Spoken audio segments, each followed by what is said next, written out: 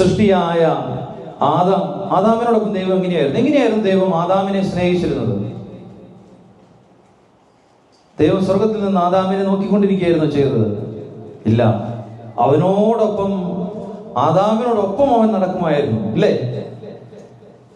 നമ്മൾ ആദ്യ പുസ്തകം നോക്കിക്കഴിഞ്ഞാൽ തന്നെ നമുക്ക് മനസ്സിലാവും, ദൈവത്തിന്റെ സ്നേഹം കൊണ്ടാണ് ദൈവം ഇതെല്ലാം സൃഷ്ടിച്ചത്.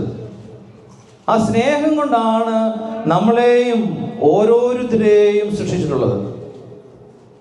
നമ്മൾ മനസ്സിലാക്കേണ്ടത് ഒരു കാര്യം, പക്ഷെ എല്ലാവരെയും ഒരുപോലെ ദൈവം സൃഷ്ടിച്ചിട്ടില്ല.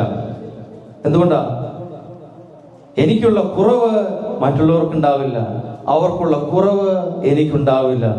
ഇത് നാം പരസ്പര സ്നേഹത്തിലൂടെ പരിഹരിക്കപ്പെടുന്നു, ഇല്ലേ? ഹല്ലേലൂയ.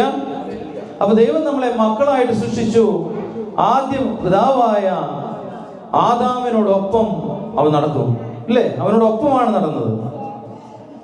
ദൈവം അവനിൽ നിന്ന് അകന്നു പോയില്ല, അവൻ ദൈവത്തിൽ നിന്നാണ് അകന്നു പോയത്.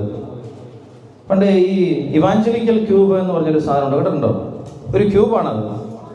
അപ്പൊ അതിന്റെ നടുക്ക്, അതിന്റെ തുടങ്ങുന്നതിന്റെ ഭാഗത്ത് 2 പടമാണല്ലോ, ഒന്ന് മനുഷ്യന്റെ പടവും ഒന്ന് ദൈവത്തിന്റെ ഒരു ഇതും.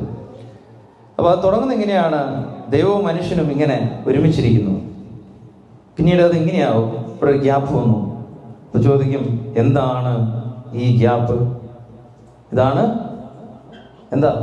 ദൈവവും മനുഷ്യനും തമ്മിലുള്ള വിടവെന്താണ്? പാപം. അപ്പം ദൈവം നമ്മളെ സ്നേഹിച്ചു, ആദാമിനെ സ്നേഹിച്ചു, അവനോടൊപ്പം നടന്നു, അവനോടൊപ്പം താമസിച്ചു. പക്ഷെ അവൻ ദൈവത്തിൽ നിന്നാകുന്നു.